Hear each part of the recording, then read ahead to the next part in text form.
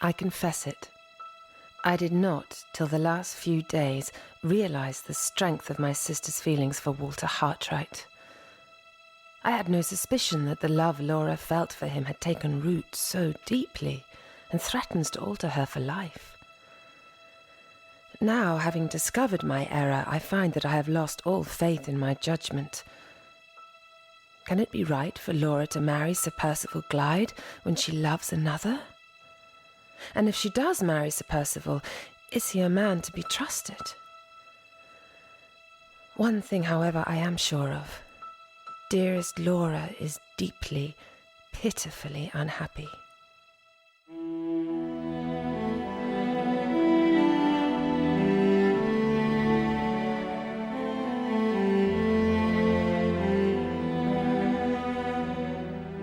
The Woman in White by Wilkie Collins.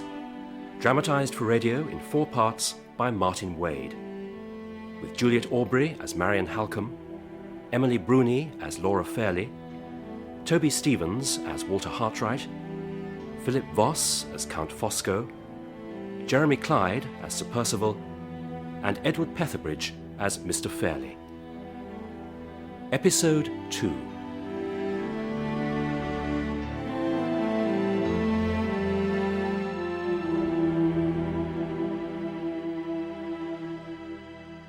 Marian, I can bear this no longer. My dear sister. I must finish with it, and I will. You mean you will break off the engagement? No, I can never do that. But I will end this secrecy. I will tell Sir Percival the truth, that I love another. What? You'll make a confession? Yes.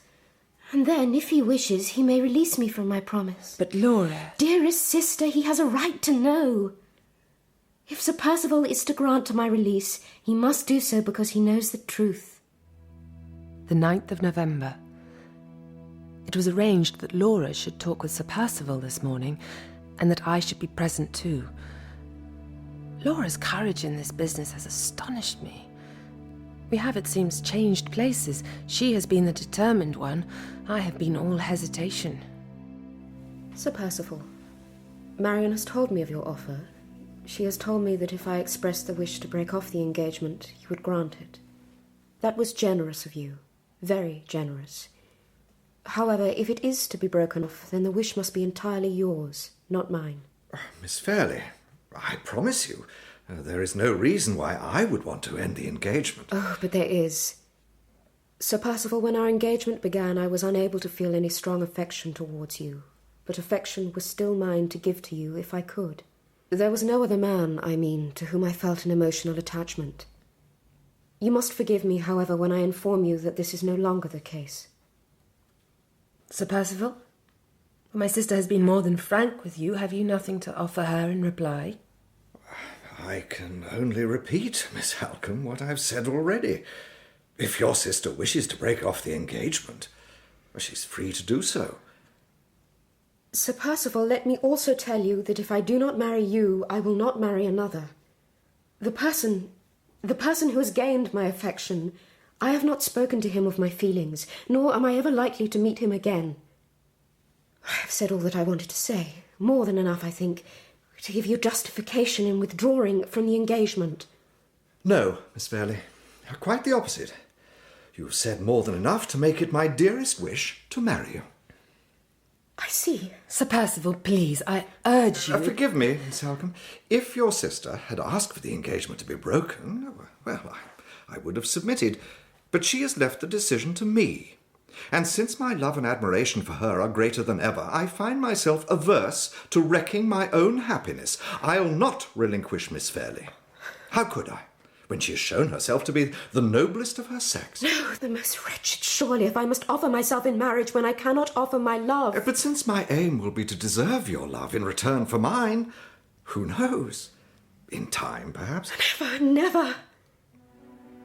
I will be your wife, Sir Percival, your true and faithful wife. But your loving wife, never.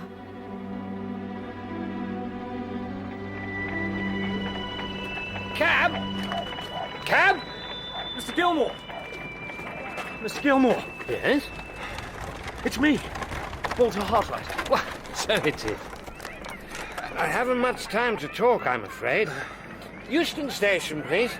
I've a train to catch. Well, then I'll accompany you, if you don't mind. By the way, Mr. Gilmore, I'm being followed. Followed? By whom? 2 men. I don't know their names. Yes, there they are. Where? Getting into their cab over there. They go everywhere I go. It started as soon as I returned from Limmeridge House. I see. I have to say, Mr. Hartwright, you don't look well. Oh, let me assure you, my mind is not at all disordered. I have not been imagining things. I am being watched, pursued everywhere, every day. I suppose you have heard about the marriage. Miss Fairley's, you mean? Yes. I had a letter recently from Miss Halcombe. It's going ahead. So I understand, yes. Do you know at all if a date has been fixed? I don't. You will have to look for the announcement in the papers. Ah, well, that may be difficult. I'm leaving England very soon. Oh, are you indeed? May I ask? Honduras, and thence the ruined cities of Central America. Oh, good heavens. Yes.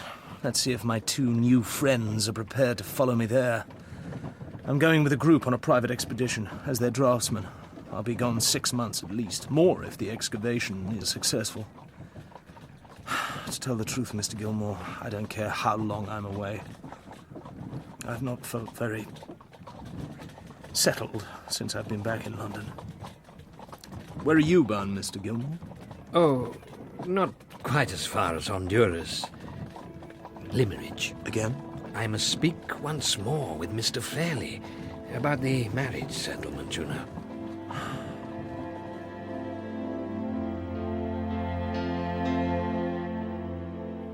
No, Gilmore, you are being heartless, you are being a bully. But I have come here at great personal inconvenience. I did not ask you to come. That is true, Mr. Fairley, but there is a considerable amount of money involved. There are 2 separate sums to be considered here. First, £10,000, in which Miss Fairley has what is termed a life interest only. If she were to die before your sister Eleanor, the money would go to your sister. How is Madame Fosco, by the way? I have no idea. You haven't communicated with her about Miss Fairley's marriage? Heavens, no. I never communicate with her. You may possibly be aware, Mr. Fairley, that Madame Fosco was more than a little upset by your brother's will. Considering the respective ages of Miss Fairley and her aunt, the latter's prospects of receiving the £10,000 are rather doubtful. Yes, perhaps. Gilmore... But in my view, the coolness that she has shown towards Miss Fairley is quite without justification. Indeed, if Miss Fairley had not interceded on her aunt's behalf, Madame Fosco would not have appeared in the will at all. Well, you see, my brother had a dislike of foreigners, and my sister made the foolish mistake of marrying one. Gilmore, is there any difficulty with all this? I very much hope not, but I am coming now to the nub of the case. The sum of £20,000. Yes, Gilmore. Which sum is to be Miss Fairley's own when she becomes 21. Now, my stipulation was that if Miss Fairley were to die without leaving children, the money should go to whomsoever she nominates in her will. Mr. Merriman, on the other hand, Sir Percival's solicitor, he finds this inadmissible. He maintains that if there are no children, then Sir Percival, were he to survive his wife, should receive the entire 20,000 himself. What is your point, Gilmore? My point? My point, Mr. Fairley, is that Sir Percival has no shadow of a claim to this money. It should be your niece's to dispose of, and it should be under her control. And what you must do, Mr. Fairley, in order to bring this about, is stand firm. Stand firm? Yes, and then Sir Percival will either give way or else be exposed to the charge of marrying your niece for her money. Oh, Gilmore. The charge might stick, you know. From what I have gleaned, the debts on his estate are enormous. Gilmore, I trust you are not becoming a radical. You mustn't detest Sir Percival simply because he is a baronet. Mr. Fairley. No, please don't shake the room, O worthiest of all possible Gilmores. Don't get angry. I have no prejudice against Sir Percival Glyde. No husband should have an interest of £20,000 in his wife's death. It is a matter of common legal caution. Oh, is that what you call it? Mr. Fairley, are you willing to oppose Sir Percival in this business? Oppose him? No. Mr. Fairley! No, don't upset me. Please don't upset yourself or Sir Percival or Laura. What is the point? My niece is less than half his age. She'll outlive him, surely. We really needn't worry about the £20,000. I won't, at any rate. But... So nice of you to see me. Try not to bang the door. Liverpool. I'm about to leave this country, and my friend Professor Pesker is here to say goodbye. Pesker, whose life I once saved, who as an act of gratitude found me my position at Limmeridge House. I think, my good dear Hartright, that you have no great desire for this adventure.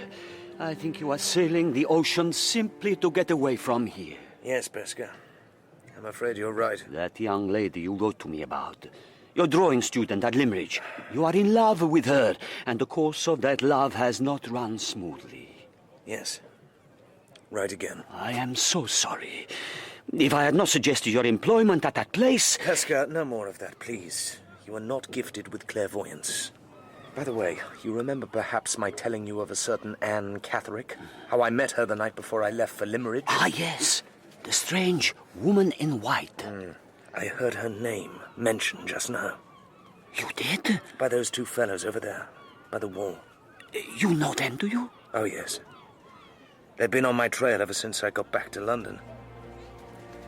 Well, I'm afraid the mystery of Anne Catherick remains, and I must leave the solving of it to others.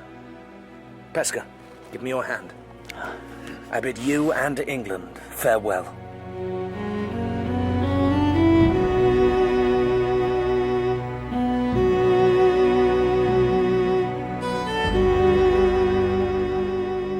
So, dearest sister, what says my uncle?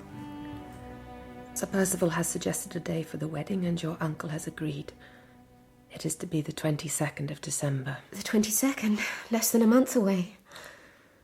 It is so soon. Yes, Laura, it is very soon. Let me go back to your uncle, therefore, and tell him so. He and Sir Percival need not have it all their own way. No, Marion, please. It will only cause more trouble and confusion. Sir Percival will be here again with fresh causes of complaint. Well, what of it? Are you to break your heart so that Sir Percival's mind can be at ease? Oh, Laura, why should men be allowed to drag us away from our homes and loved ones, destroy our innocence and peace, and give us nothing in return? Why, Laura, why?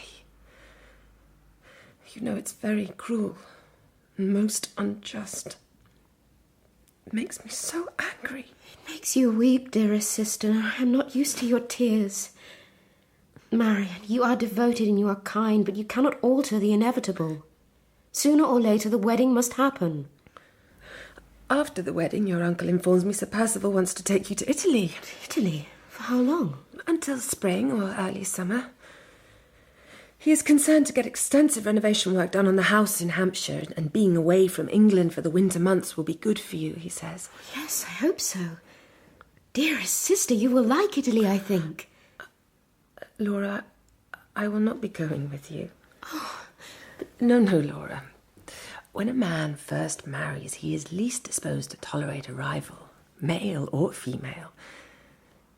If you still wish that I should share your new home in Hampshire... Yes, of course I do. Well, then I think we would be well advised not to arouse Sir Percival's jealousy on the wedding tour. So, I am to lose you? Just for a few months. And on the return journey, I gather you and Sir Percival are to join up with your Aunt Eleanor and her husband. Oh, indeed. She has hardly, I know, been the most affectionate of aunts. But her husband, Count Fosco, is a friend of Sir Percival's, is he not? Yes, I believe so. So perhaps you and she will be able to meet on civil terms, at the very least. Perhaps. The wedding, I assume, is to be at Limmeridge Church? It is. And when will Sir Percival be here? Some days before. On the 17th. Miss Halcombe, Sir Percival! what a pleasant surprise. How are you? And how is your dear sister? Oh, we are well enough, thank you. And all is ready for your arrival. I confess, though, I didn't expect to meet you in the village. Well, I thought that before I descended upon Limmeridge House, I would pay a visit to the farm at Todd's Corner, where Anne Catherick was staying. Yes, indeed. I was anxious to discover if they had any news of her, but sadly there's none. You've heard nothing, I suppose? Nothing. Oh, dear. The poor creature, as I'm sure you're aware, needs proper care and protection. I hate to think what might have happened to her. Strange, is it not? During the weeks that he was away from us, my recollection of Sir Percival was distinctly less than favourable, not least on account of the distress that he had caused my sister. But his concern about Anne Catherick immediately put him in a different light. I decided that I would test his character still further. Sir Percival, you will think me very forward, I am sure, but I have a question to ask of you. Yes? With regard to the time when you and Laura returned from Italy... Miss Halcombe.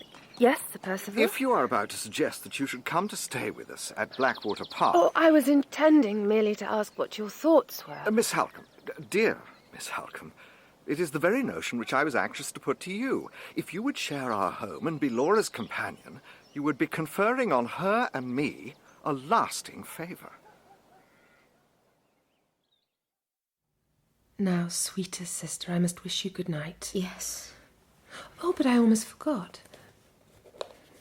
A present from your uncle. Oh, thank you. No precious stone upon the ring, I'm afraid. Just a strand of his hair. He wanted you to have the gift today, he said, so as to avoid increasing the excitement of tomorrow. And he insists there must be no scenes during the course of the day. No tears. Let him insist all he may. There will be tears, nonetheless. Well, Marion, my last night at Limmeridge House. This past week, you know, I seem to have put myself into a dream for fear of waking up and discovering the truth. Just think how different it would have been if it was not Sir Percival I was about to marry, but someone else. Laura, my dearest. Forgive me. There she lay, in her pretty little white bed.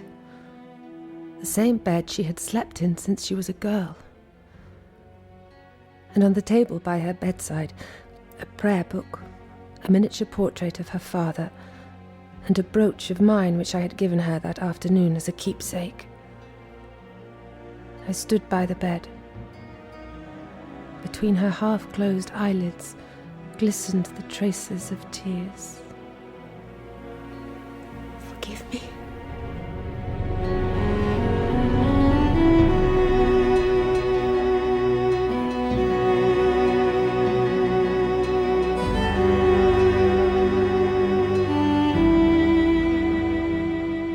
Blackwater Park. 5 months have passed, and more. 5 long, lonely months since Laura and I last saw each other. But she and her husband are due to arrive tomorrow. Aunt Eleanor and her husband, Count Fosco, will be with them. They are staying for the summer. I journeyed here yesterday, and have been made very welcome by the housekeeper, Mrs. Mitchelson, a clergyman's widow. Blackwater Park, as the county history obligingly informs me, is an ancient and unusual seat, very different from Limmeridge. It has been quiet here, and I have but one incident to report. Mrs. Mitchelson? Mrs. Mitchelson! Why, Miss Halcombe? Whatever is the matter? I found this dog while I was walking by the lake. It was in the boathouse. It's been shot, I think. Dear, oh dear. I recognise that creature. Rest it just here, Miss Halcombe. Oh. I suppose it was Baxter who shot it. Who's Baxter? The gamekeeper. It must have strayed off the path. Belongs to Mrs. Catherick. Mrs. Catherick? Well, we can bathe the wound, I suppose, but I don't think we'll do much good. This Mrs. Catherick? You know her, do you? Well, I know of an Anne Catherick. Anne, that's right, her daughter. It was because of her that Mrs. Catherick was at the house. She said that the daughter had disappeared. Yes, so I understand. She was asking for news about her. It seems that someone had seen a young woman in the area, a stranger, and she wondered whether it might be Anne. Does Mrs. Catherick live in the neighbourhood? No, she's at Welmingham, 25 miles away at least. Have you been acquainted with her for some while? I never saw her before yesterday morning, though I'd heard of her, of course, on account of Sir Percival's kindness in helping with Anne's medical care. Yes, of course. But strangely enough, when I told her that Sir Percival was returning soon from abroad, she said that there was no need to mention that she'd been here. Now, that was odd, I thought. Yes, it was. Did she speak at all about her daughter? Very little. She talked chiefly of Sir Percival and what sort of lady his wife might be. She didn't seem distressed that she hadn't found Anne. More vexed, put out. Oh, there, look. I told you the dog wouldn't live. Oh, the poor thing. I'll get Baxter to bury it.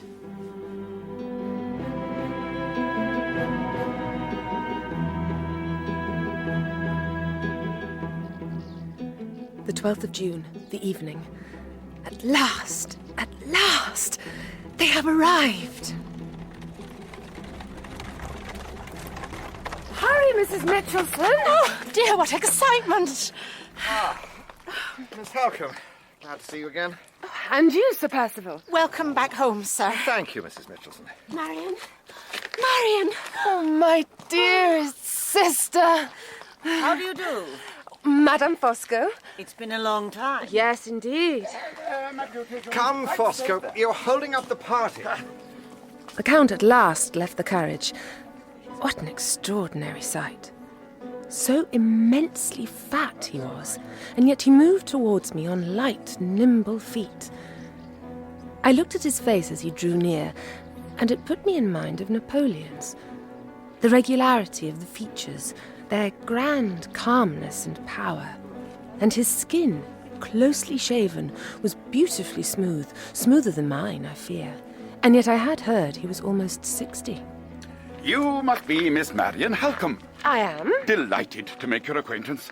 Please forgive me for delaying to greet you, but I have some of my family with me in the carriage, and I was ensuring that they are safely in their cages. Their cages? I have brought with me a cockatoo of transcendent plumage, 2 canary birds of unrivaled vivacity and intelligence, and 5 sublime, ineffable white mice.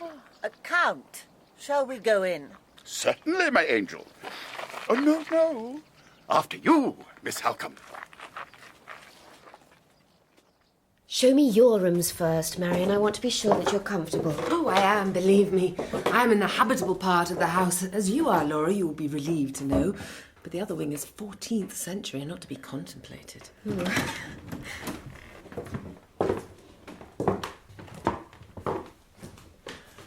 You see? A very agreeable little suite. Yes, indeed. Laura, I couldn't help hearing as we entered the hall. Sir Percival was asking Mrs. Mitchelson if a gentleman had called recently. Yes, I heard him too. He was very agitated, was he not, when Mrs. Mitchelson couldn't give him the man's name or say what his business was? Well, in truth, there is something worrying Sir Percival at present. Some difficulty. But he says that he'll be able to resolve it soon. Oh, Laura, I have so many questions to ask you. About Italy, I mean, and all the people you met, and your new life. What it is like to be Lady Glyde. Dearest sister, I shall talk of Italy for as long as you want, but I shall not talk of being Lady Glyde. Whenever you and I are together, Marion, we shall be happier and easier, I think, if we accept my married life for what it is. Or what it is not. Say as little about it as possible. As you wish.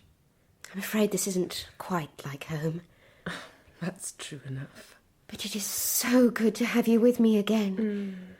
To see you surrounded by your possessions. The dear little shabby old bookcase, the horrid heavy man's umbrella, and your writing things. Tell me, Marion, have you been sending lots of letters to people and getting letters in return?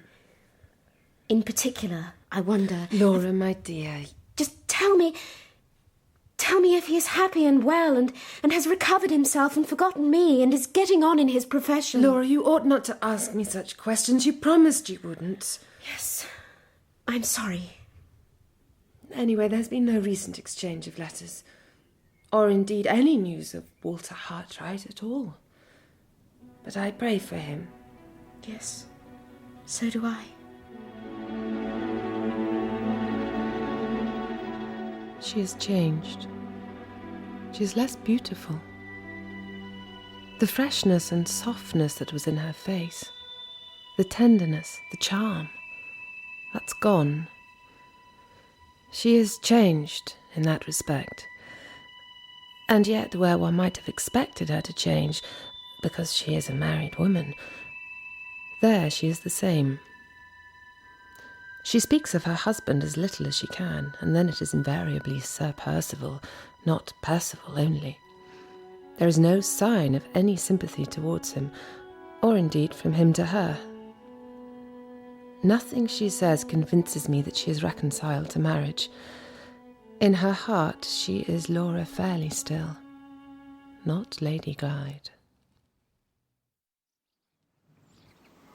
Figaro qua, Figaro la, Figaro su, Figaro giù. Good morning, Miss Halcombe. And to you, Count. You've been walking by the lake. Yes. I was there too, just now. It is the lake, I assume, which gives the house its name, though the water is not quite black. Figaro qua, Figaro la. Sir Percival has some fine beasts here. Figaro su, Figaro giù. And this is a splendid-looking creature, too. Splendid, yes, and very fierce. He is wise to have had himself chained.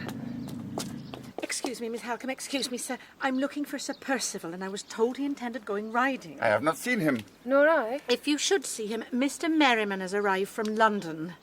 Has he now? He wishes to speak to Sir Percival as soon as possible. He's waiting in the library. Very well. By the way, sir, that dog flies at everyone. I wouldn't go anywhere near it, sir, if I were you. Nonsense, of course you would. If you were me, Mrs. Mitchelson, you would have no fear of dogs at all. But of course the reason he flies at people is precisely because they are afraid. Big dogs are bullies. Big dogs are craven creatures. All I need do is approach without fear, place my hand upon his head, and look him straight in the eye. Though that is difficult, is it not, you big coward? Because you will keep looking away. Coward, bully. You'd kill a cat. You'd kill Mrs. Mitchelson here. Even perhaps Miss Halcombe. But only because they're afraid of your wicked white teeth and your slobbering jaws. Talking of which, you have besmirched my nice, clean, pretty waistcoat. Get back to your kennel. Tell me, if you would, who is this Mr. Merriman who has come all the way from London? Mr. Merriman is Sir Percival's solicitor. It is clear he was not sent for, else Sir Percival would have been ready to receive him. Yes, Miss Halcombe, you were right, I'm sure. And yes, Miss Halcombe, for him to have come all the way from town, he must be bearing some very important and perhaps unexpected news. I never said so. But you thought as much. You're a clever woman, Miss Halcombe. There is little, I'd guess, that escapes you. Laura, I have something distressing to tell you. Well, sister? This Mr. Merriman, who arrived earlier today, Sir Percival's solicitor. Yes? Just now, as I was walking from my room, he and Sir Percival were coming out of the library, and the solicitor was talking about a sum of money, a loan which was overdue, and which could be paid if you were to sign a document. Laura, your husband, I fear, is experiencing some financial embarrassment. Yes, and his being relieved of it depends on me. You are very calm about all this. Well, what you were telling me I had suspected. The day I arrived and we went into the hall, do you remember Sir Percival asked Mrs. Mitchelson about a gentleman who had called at the house? It was that gentleman, you think, who lent Sir Percival the money? Yes, I fear so. And now he is demanding repayment. You promise me, Laura, you will not sign any document without studying it with care. I promise. I imagine our friend the Count is more than a little aware of Sir Percival's current situation. He knew who Mr. Merriman was, and I wouldn't be surprised if he knew the reason for Mr. Merriman's visit. But, Marian, we must ask no questions of Count Fosco. We must not take him into our confidence. You think not? I don't like the man, and I don't trust him. I can't say why.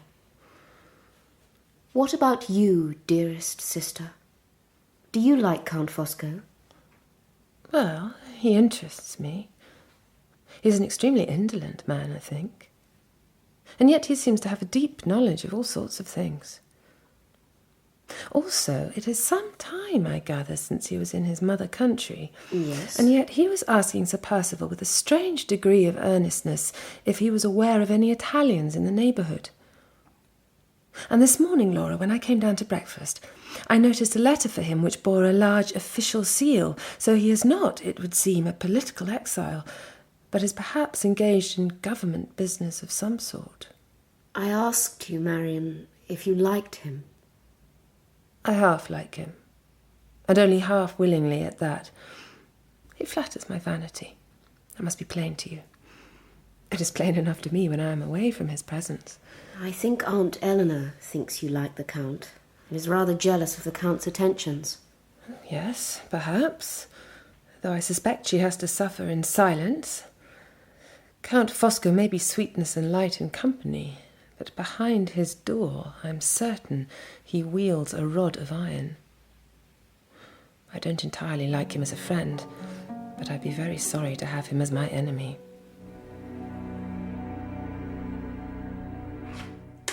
Well, Miss Halcombe? I believe it's all up. But I will fight on. Here you are. May I disturb your game? No need, my good Percival. It is, as you say, Miss Halcombe, all up. There, you see Sir Percival thoroughly humiliated. The Count politely allowed me to win 2 games, and then when he saw that I had found him out, he checkmated me before the 3rd game had had time to begin. I wonder, Fosco, whether you could seek out your wife and come with her to the library. I've sent for Laura to go there too. A mere business formality, you understand? A formality or not, I will have to decline your invitation. I told Madame Fosco that I would accompany her to the lake at 11 o'clock, and it is 3 minutes to.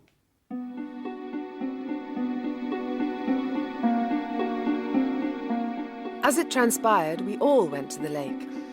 Sir Percival readily conceded that his mere business formality could wait until the afternoon, and our party, which also included Count Fosco's white mice, conveyed in a little pagoda of gaily painted wirework, was soon encamped in the boathouse at the lake's northern end. You have to admit, it is a very gloomy lake. My bailiff, you know, he's quite sure it has a curse upon it. Just the place for a murder, he says. I think it is a very bad place for a murder. The water's too shallow to hide the body, and the murderer's footprints would show too clearly in the mud. A fool would commit a murder here, but not a wise man. As we sat, Laura worked at her sewing, and Madame Fosco was embarked upon a favourite pastime of hers, rolling cigarettes for her husband. The Count, meanwhile, had freed his mice from their cage. Pretty mouses, harmless little mouses. And he watched them as they scampered over the undulations of his vast clothing. Myself, I am sorry to hear the lake connected with anything as horrible as a murder. And I am sorry, too, that I am being asked to think of wise murderers and foolish murderers. A truly wise man surely would be a truly virtuous man, and would therefore have a horror of crime. My dear lady, what an admirable sentiment. I'm sure I must have seen it in a copybook, or a sampler. Perhaps you're embroidering those very words at this very moment. Listen, pretty mouses. A truly wise mouse is a truly virtuous mouse. Remember that, please, and never gnaw at the bars of your cage again. It is easy to ridicule, but you will not find it quite so easy to give me an instance of a wise man who is also a great criminal. Too true, Lady Glyde. For the wise man who is a criminal is the wise man who is never found out. What is your view about all this, my angel? What is my view? Oh, I am not so importunate a woman as to offer an opinion on such a matter. Not at least until I've received guidance in full from you, my dear, or from Sir Percival. It all depends, I suppose, on what one means by virtue. I regard myself as a citizen of the world, and I tell you, I've met with so many different sorts of virtue that I'm puzzled to say which is the right sort and which is not. One thing is clear enough. There can be no virtue in me, for in my view, crime tends to pay and virtue doesn't. But you see, I am saying out loud what virtuous people only think. Conversation flagged. Both Laura and I recoiled from the Count's glib cynicism, and were not disposed to offer him further opportunities to be offensive. Soon we were all preparing to leave and go back to the house. Count Fosco began collecting up his mice. 1, 2, 3, 4. Ah, In the name of heaven, where is the fifth, the youngest, the whitest, the most amiable, my Benjamin of mice? The mountain began to search for the mouse. And he found the creature beneath the bench. He found something else as well. Percival, come here. Well? Look, on the floor. Can't you see it? No, Fosco, I can't. Look closely there. I can see it. Blood. Blood? It's all right, Laura. I know what happened. The day you arrived, I found a dog lying here. It had been shot. Whose dog was it? It wasn't one of mine. No, Sir Percival, it wasn't one of yours. Well, so whose was it? Well, Mrs. Mitchelson said that it belonged to Mrs. Catherick. Mrs. Catherick? The previous day, apparently, she brought the dog with her. She came to the house and spoke to Mrs. Mitchelson. What? Oh, what the devil did she want? Who else saw her? My dear Percival, gently, please. Who else saw Mrs. Catherick? No one, so far as I know. Perhaps, my dear Percival, you should consult Mrs. Mitchelson about this woman, since she was the one who met her. Yes.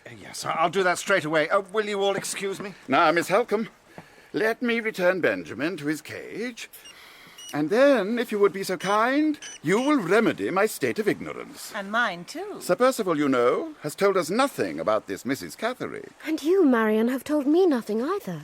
So, Miss Halcombe, speak, please. Who is this woman? And why is my friend so agitated by news of her visit? I would have liked to have told them very little, for I did not wish to alarm Laura, and I was reluctant to act as an informant to the Count. But the latter was full of eager curiosity, and Laura was prompting me too. So I said what I knew. That Mrs. Catherick's daughter Anne was mentally disturbed, and that Sir Percival, for whom Mrs. Catherick had rendered service in the past, had arranged to have the daughter confined in a private asylum, for which reason Sir Percival was hated by Anne. And I told them what Walter Hartwright had told me about his meeting with Anne after her escape from the asylum. Sir! God almighty! Who's that? Please! I turned, and there in the middle of the broad road stood the figure of a solitary woman, dressed from head to foot in white. I've done nothing wrong, sir. I have met with an accident, that's all. You must not be suspicious of me. I told them of how Mr. Hartwright had met Anne Catherick again, when he was at Limmeridge, and of how she had wanted to prevent Sir Percival from marrying Laura. But while I talked and observed the Count's rapt attention, a thought occurred to me. Count Fosco was a close friend of Sir Percival, and seemed knowledgeable enough about Sir Percival's affairs in general. Why, therefore, should he have been kept ignorant of the story of Anne Catherick?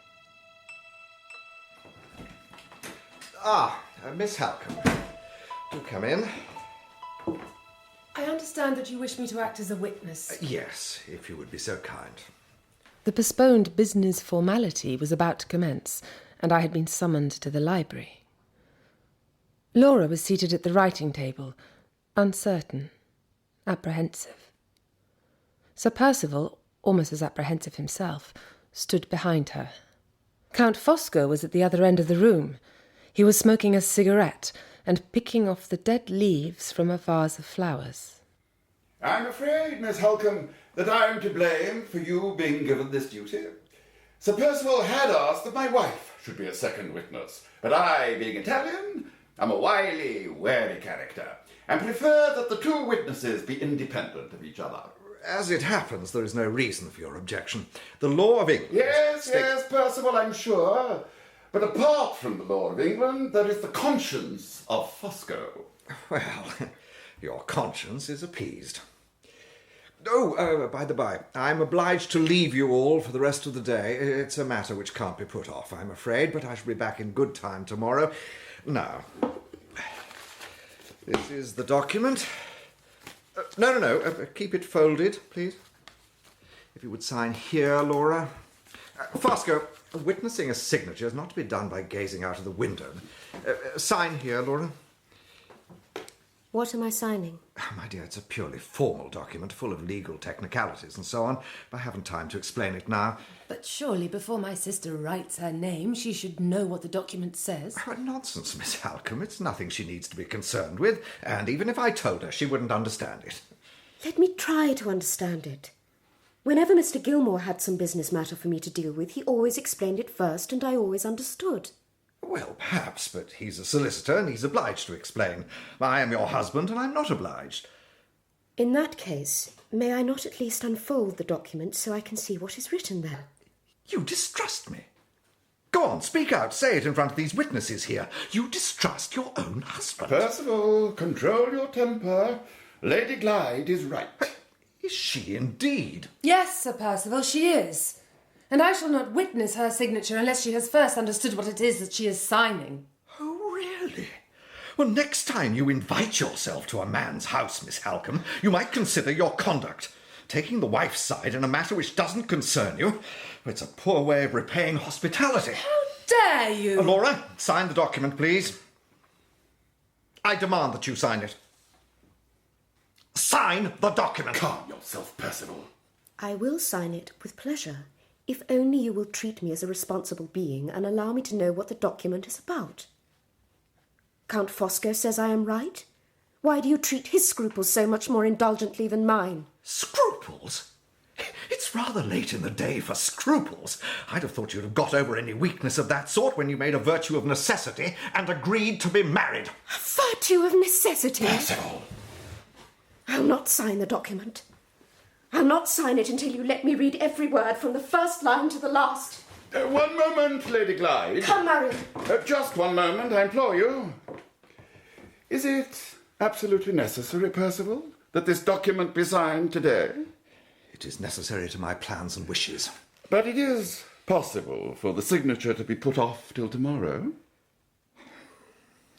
It can be, I suppose, if it must. Then put it off. Very well, then. Until tomorrow.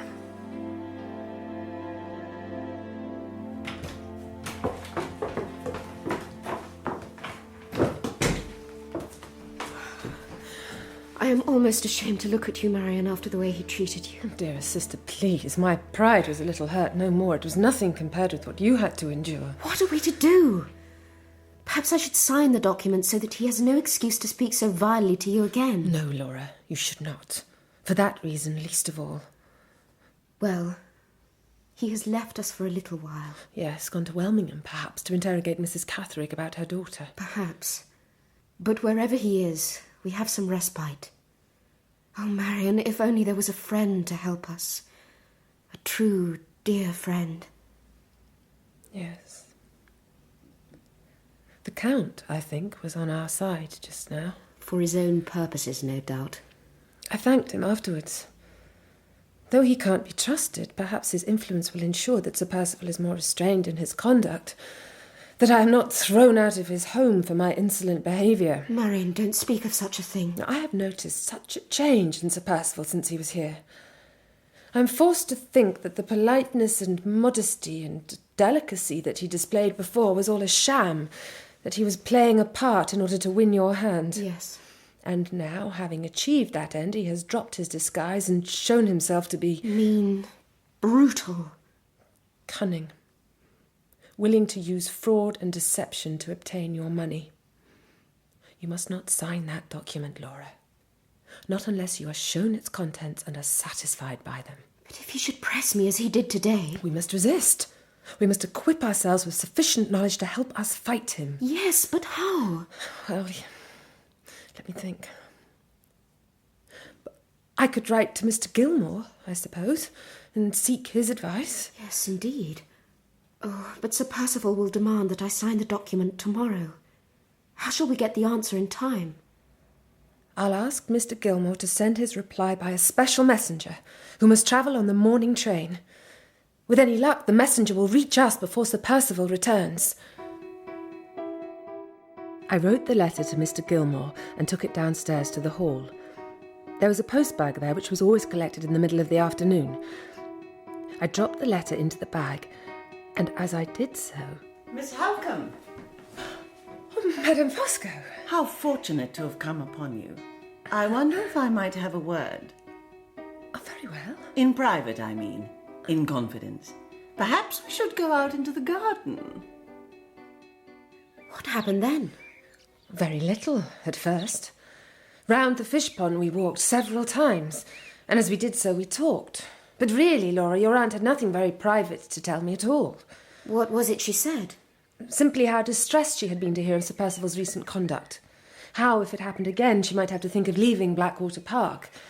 And she was so friendly and concerned, so unlike her customary self, that altogether I became very suspicious. And then? I managed at last to make my excuses and went back into the house. And suddenly I found myself face to face with the Count. He was dropping a letter into the post-bag. We exchanged a few words. He seemed unusually subdued. And then he went to join Madame Fosco. By now, of course, I was decidedly uneasy. I went straight to the post-bag and took out my letter to Mr. Gilmore. Well? It was open. Oh, Marian. Perhaps I had not secured it sufficiently. That is possible. But there is another possibility. Yes, there is, and it distresses me to think about it. I have sealed the letter now and returned it to the post-bag, so we must hope that it arrives safely. And we must take good care, dearest sister, that we are the first to read the reply. At Laura's suggestion, she and I went for an evening walk. There was a sense of blight in the misty, oppressive air. The flowers in the garden drooped, and the ground was parched and dewless. We arrived at the lake. You seem very fond of this dismal place. It's not the lake that attracts me, Marian, but the scenery around. The heath and the fir trees, they remind me of Limmeridge. Nothing else does, I'm afraid. I wish I had never left home. I wish I was poor and had never married.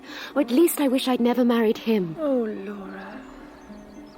While we were in Rome, he and I rode out one day to the tomb of Cecilia Martella.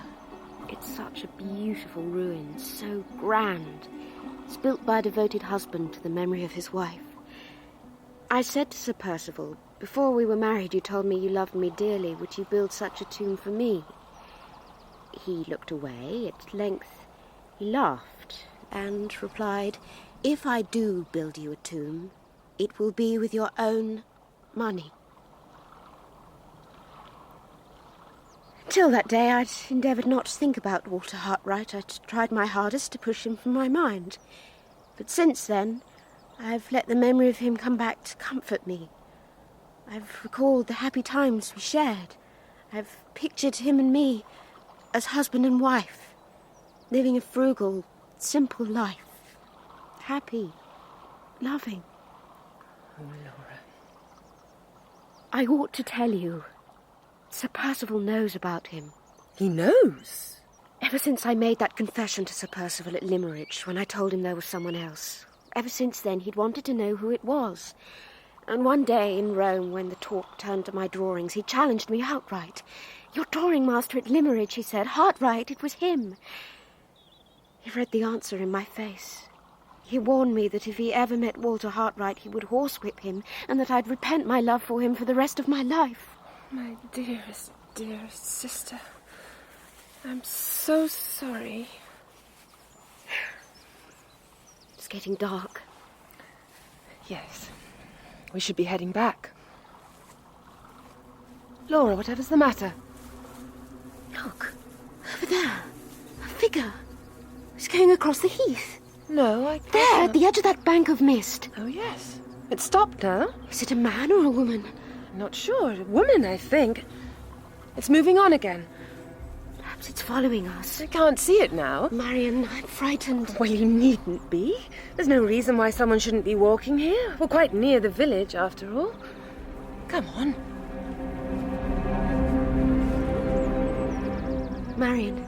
Yes? I heard a noise. A twig blown off a tree. No, Marian, there's hardly a breath of wind. I heard it again. Stop. It's coming from behind us. We're being followed. Well, whoever it is, we should walk on. If there is anything to alarm us, the nearer we are to the house, the better. It's still following us. Oh, Marian. Who's there? Who is it? Thank God. It's going away. Marian, I was half dead with fear.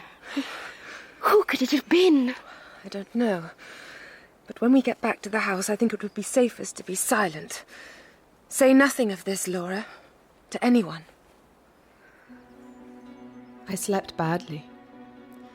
There was, of course, the mystery of events at the lake to occupy me.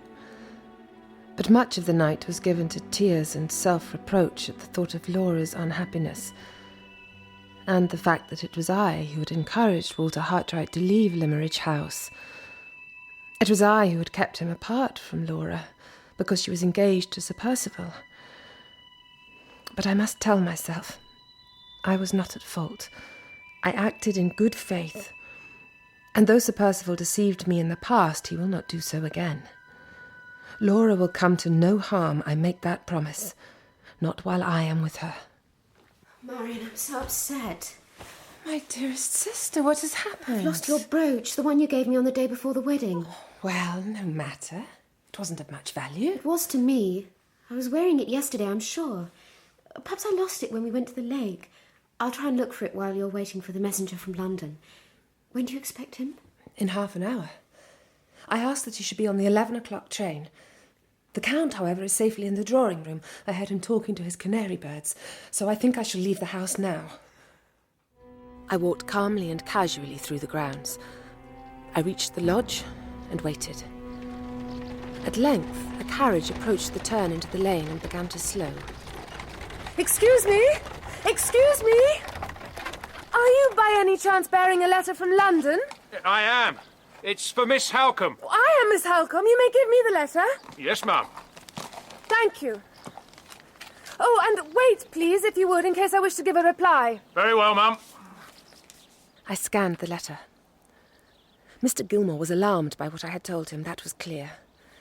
Phrases such as a palpable fraud, a flagrant breach of trust, leapt off the page. The advice was that Laura should withhold her signature and should give as her reason that she wished the document to be submitted to her family solicitor.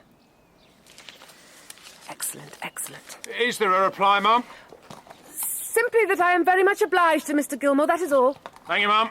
Very well, driver.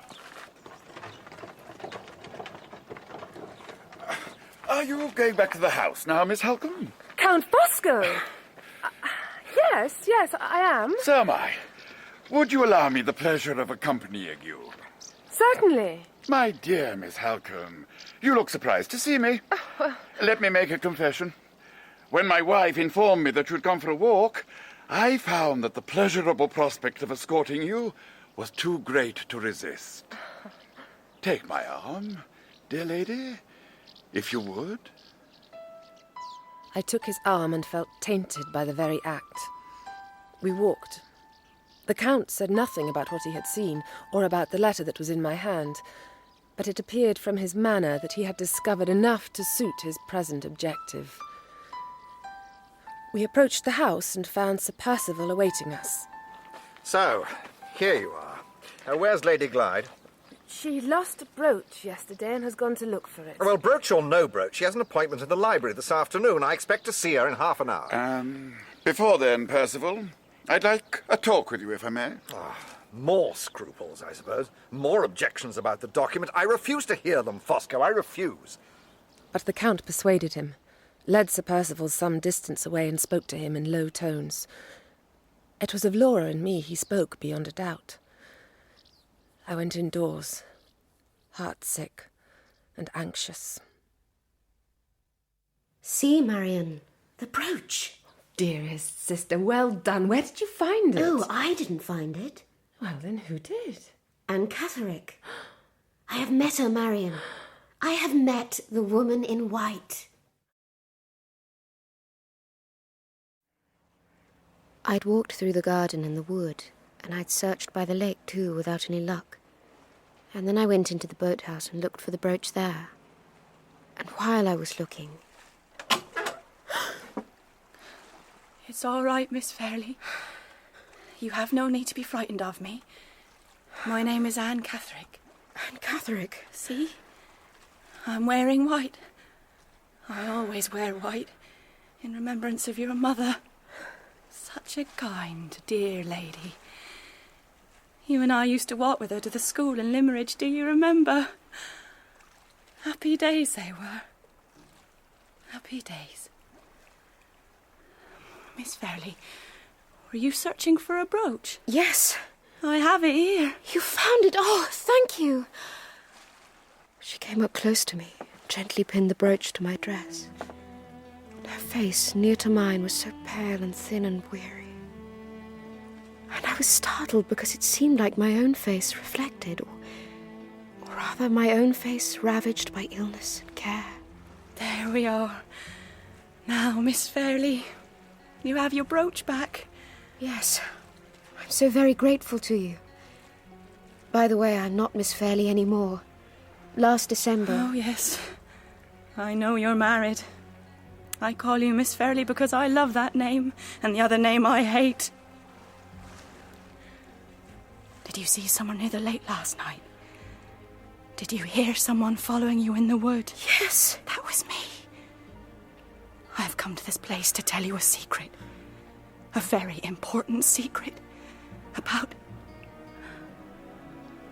the man you have married. And once the secret becomes known, Miss Fairley, it will be his ruin.